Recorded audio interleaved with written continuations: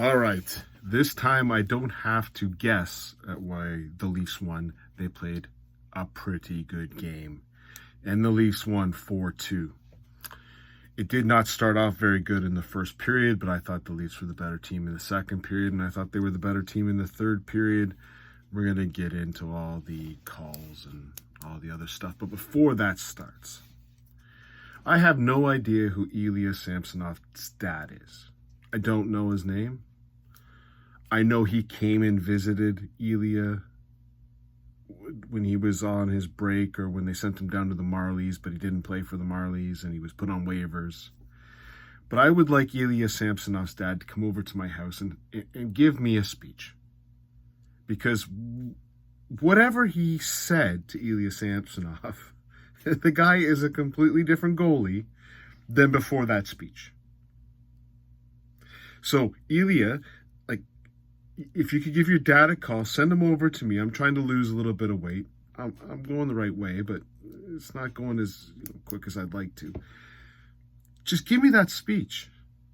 Change my life, man.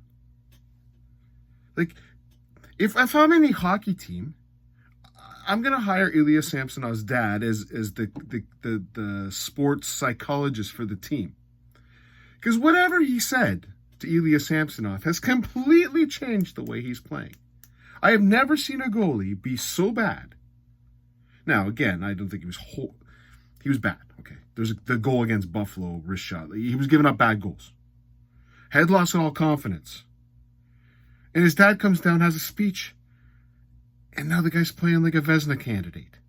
Now, do I think it's going to continue? No, but I would hire Ilya Samsonov's dad today for any role within a sports psychologist range. Whatever he said. Unbelievable. Thank you, Ilya Samsonov's dad.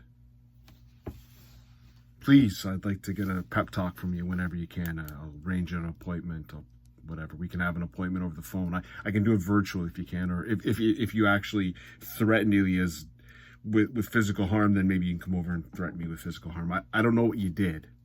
But thank you, sir. Whatever you did, thank you. Again, Samsonov was fantastic tonight.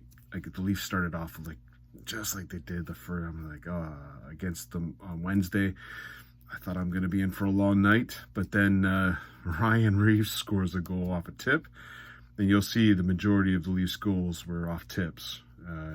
Hellebuck's a hell of a goalie. So, beautiful tip by Reaves. And then Bertuzzi scores to make it 2-1. And we're going to get into this. So, if you know me, you've listened to my channel, thank you. I'm getting a lot of views. I probably won't get a lot of views tonight because I tend to get a lot more views when they lose than when they win. And again, tonight, there's not much I'm going to say bad about the team at all. I thought, overall, they made some dumb plays, but overall, second and third period, I thought they played very, very well. So this is what the team can do. Now maybe it was Winnipeg was stuck in mud today. I don't know. But the Tyler Bertuzzi goal. The NHL is a joke. It's always been a joke, right? So now again, before I get going on this, you can go back through my videos and how I Leafs get called homers and comers. You can see the comments in my videos. I'm not a homer. I'm not. I'm just not a homer. I like to look at it through, a lens of sort of impartiality. You'll notice that I'm much different than other Leaf fans. I'm going to tell you, Brody definitely dove in front of the net. But then, Niederreiter was faked a high stick. So you just call that as it is. That's 1-1. And the break of the stick call, well, I'm still waiting for Nick Robertson to hook whoever was coming in when it could have been an icing. So both teams got horrible calls, okay? And yes, Brody dove, and the reason why Brody dove, it was actually, I don't like it, but it's a smart play because at the time, I think it was 4-1 power plays for Winnipeg. Just like in the last game, it was 5-0 for the Leafs, and then there were 2 power plays against the Leafs. It's what the NHL is. It's a bit of a joke, but that's what it is. Now, the NFL is on its own level when it comes to officiating, where it's just so horrible. And it was completely seen that a pass interference call If Tom Brady or Aaron Rodgers puts it anywhere near a person and there's any kind of contact, that flag gets thrown. I don't know what the love affair with Aaron Rodgers and Tom Brady is, but they always got the calls. The NBA is a joke as well. The NBA's got whatever. You touch LeBron James or you breathe on him. The guy's built like a brick, whatever house, and it's a foul. But it's really bad. So I don't enjoy watching. I can't watch basketball, but I don't enjoy watching it. The NHL, though, this is where it gets really piss poor. There is a rule. It's in the rule book. Now, the Jennifer Botterill and Ron MacLean, I don't know what school they went to. Maybe they're back in 1998. But you're allowed to be in the crease. The player's allowed to be in the crease. Like, a player can skate through the crease. It happens. When you go into the net, it's not like where you got the video and you see if a person's toe was in the net. And I'm sure Dominic Hasek's still waiting for the Brett Hull call to come back because his foot was in the net and they forgot to call that. But there is no rule in the NHL rule book that an offensive player can't skate through the blue crease. There's no rule. You can go through it if you like. So you're allowed to be in the crease. What you can't do is interfere with the goalie. That's in the rule book. You can't interfere with the goalie. However, when the other team pushes you into the goalie, it's in the rule. If the opposing player puts you into the goalie, then that's not goaltender interference. Matter of fact, it just happened the other day with Edmonton and I think it was Arizona, where the guy just got thrown into the goalie, and it was Hyman, and they counted the goal. Well, he went directly into the goalie and basically body checked him, but the opposing player threw him into the goalie. No goalie interference. Let's take a look at this play. Was it Pion? Oh, no, it wasn't Pion. DeMello. DeMello tosses Nylander in. Now, here's what Nylander does. Here's what everyone's forgetting on this rule. They keep yipping and yapping. He touched him. He touched him 5 seconds before the goal was scored. It was a deflection. It hit the goalie. Nylander repositions himself, nowhere near Hellebuyck at this time. He was thrown into Hellebuyck. The puck went in. It deflected. Hellebuyck made the save. It went out to Tavares. And now Nylander is no longer touching Hellebuyck. It passes over to Bertuzzi, puts it in the net. It's not even, he wasn't even touching him. Everyone forgets that part of it. Yes, on the first initial shot, Nylander was thrown into him. On the second shot, Nylander is not touching Hellebuyck at all. Okay, they call it interference. Now, I'm going to give you one thing you need to do on this play. Again, I don't know who Craig Simpson and Chris Cuthbert and whoever's on the goddamn Sportsnet panel. They're all morons. Here's how you know if it's interference or not. Did Hellebuyck throw a fit when that goal went in? Did he look at the ref? Did DeMello look at the ref and say, hey, ref, where's the call? No, DeMello put his head down and was starting to skate to the bench, and Hellebuyck was resigned to the fact it was a goal. Not one of those two were complaining about goalie interference. Not one. I don't know, you see the ref on the no goal. Okay, ref screws up. It happens in the NHL. They then have a replay. And on the replay, which takes forever, it's very clear that DeMello throws him into Hellebuyck. Nylander resets outside of the crease.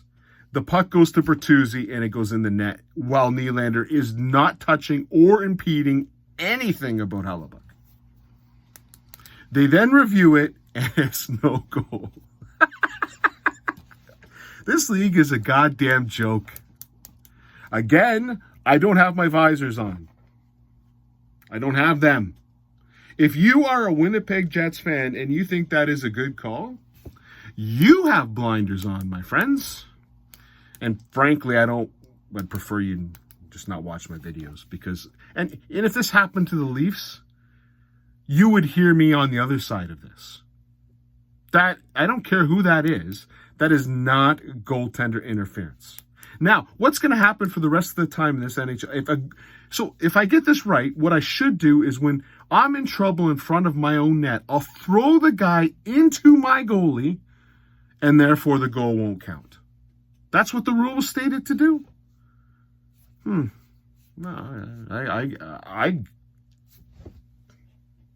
Sounds like an illegal play to me. How in the world did you watch that video and then come up with that? Well, here's what is it? Sean McKenzie. Here's what Sean McKenzie said. They gave the initial call on the ice was heavily weighted in the decision. I'm not effing joking. That's what they said. So let me get this right. When an offside is called, why don't they heavily weight what's on the ice? You know why they don't? Because it's the wrong call. Why would I heavily weight the call that was made on the ice? The reason why you're reviewing it is it right, the right call? You don't heavily weight the call. Whoever said that to Sean McKenzie should be fired today. The reason why Keith challenged it is because he doesn't want you to heavily weight the call on the ice. He wants to see if the call on the ice was correct. What an absolute god. So the offside calls, why don't they heavily weight it for what the call was on the ice? The call on the ice was onside. Why are they not heavily weighting it? It's either onside or it's offside.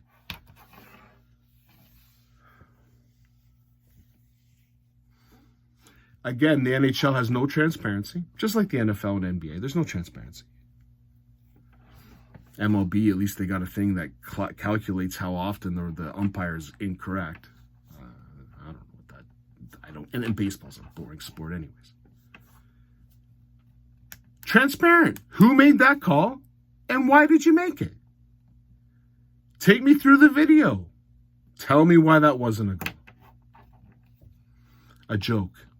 An absolute goddamn joke. Reason why the NHL will never be taken seriously? Right there. Unbelievable. And we continue on. And again, I guess the refs struggled with the icing call tonight. The icing call was a bad one. Because the Leafs got a penalty, or Winnipeg got a power play. I thought the Leafs penalty kill was fantastic tonight, or it's one of that, or the Jets power play is atrocious. But if you take a look at the game today, the Leafs had 2 power play goals, and they killed every single penalty. The Winnipeg went 0 for 4. The Leafs went 2 for 3. That's the difference in the game. But man, oh man. So the icing call, and then I'm still waiting for Nick Robertson to hook that guy. Just like I'm still waiting for Niederreiter to get high-sticked. Just like I'm waiting for TJ Brody to be cross-checked. Just like I'm waiting for John Tavares to get a slashing call. All 4 calls were atrocious.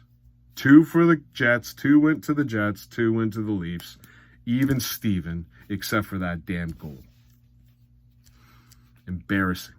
At the end of the day, Leafs win. I think they played well. You're hearing that from me. I thought they played well, and I thought it was awesome Benoit got an empty netter, especially with the way he played. I thought he was fantastic tonight, hitting everything on the ice. I didn't like Liljegren's game. I didn't like Giordano's game, but I thought the other 4 defensemen for the Leafs played well. Again, Winnipeg Jets are a good team. The Leafs, to me, outplayed them in the second and third period and deserved the win. We'll take it. Now, when do the Leafs play next? I don't think it's for a long time. I was looking the other day. So the Leafs are going to be off for quite a bit. When are they back? You're not going to hear my lovely commentary until, I guess that is, February 5th? I've got that right? Yeah, February 5th is the next time that the Toronto Maple Leafs play, and they're at home to the New York Islanders. In the meantime, if anyone's interested, again, maybe I'll have Ilya Samsonov's dad come down and talk to me about my darts game, because my darts game's gone south. Whatever he can say, I just listen, maybe I'll have a better darts game. Maybe I'll start hitting 140s and 100s again. I don't know. But anyways, so I'm going to do a couple of those videos about the start of the season. Hope you enjoyed it. Again, I want to thank people. I've got 1,000 views. That's fantastic. I hope you're getting a little bit of laughter, commentary, enjoying my calls, whatever it might be. Cheers, and talk to you in more than a week's time.